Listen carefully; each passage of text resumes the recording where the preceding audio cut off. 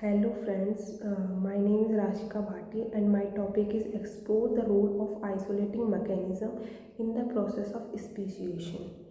What is speciation? Speciation is an evolutionary process through which new species arise from existing ones.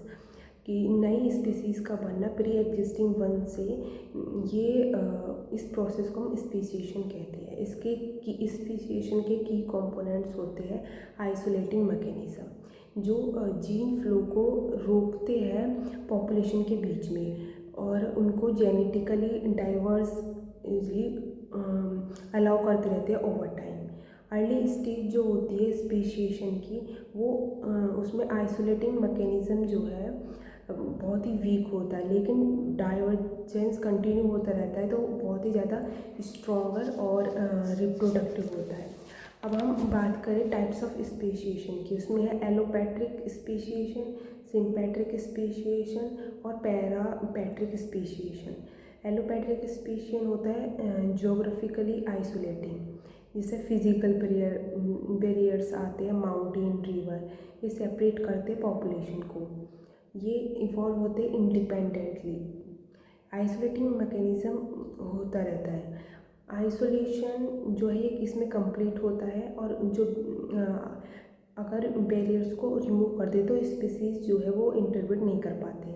Sympatric speciation होता है no geographically barrier, ये same geographically area के अंदर होता है, इसके अंदर बिहेवियर, टेम्पर और मैकेनिकल आइसोलेशन इन्वॉल्व होता है।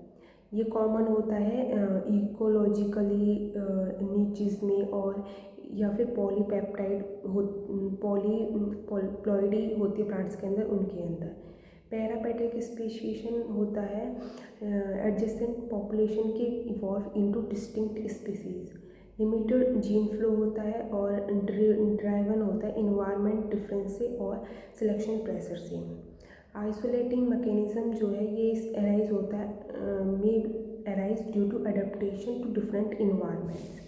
अगर हम आइसोलेटिंग मैकेनिज़्म की बात करें तो आइसोलेटिंग मैकेनिज़्म जो है वो दो ब्रॉड कैटेगरी में डिवाइड है, pre zygotic and post zygotic.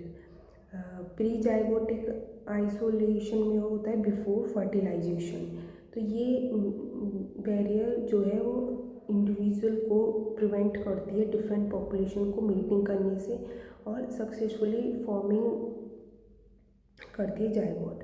इसमें टेम्परल आइसोलेशन है, इकोलॉजिकल आइसोलेशन है, बिहेवियर आइसोलेशन है, मैकेनिकल आइसोलेशन है, गैमेट आइसोलेटिंग है। पोस्ट जाइगोटिक आइसोलेशन में क्या होता है कि आफ्टर फर्टिलाइजेशन ये mechanism occur when fertilization happens but the resulting hybrid is unfit और sterile.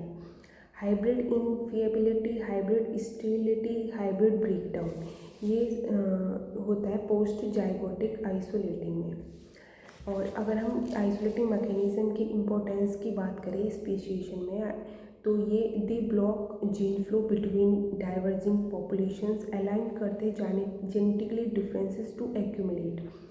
They maintain species boundaries even when different species in close proximity. They reduce the formation of unfit hybrid. They provide the selective pressure necessary for speciation by favoring trait that prevent interbreeding. Strength की बात करें, strength of isolating mechanism. If hybrid have low fitness, natural selection may reinforce pre-zygotic barrier to avoid wasteful mating. For example, in birds, difference in songs may become more pronounced in area where closely related species overlap. In the end, the conclusion is isolating mechanisms are central to the origin and maintenance of species. ये biological process होती है that prevent gene flow और population को diverse कर genetically diverse करती है। These mechanism are not fixed but evolve through natural selection, genetic drift and ecologically pressure, adapting to different environmental and genetic contexts. Their importance lie not only in initiating species speciation but also in maintaining the result of evolutionary divergence, especially in regions where species overlap. Thank you.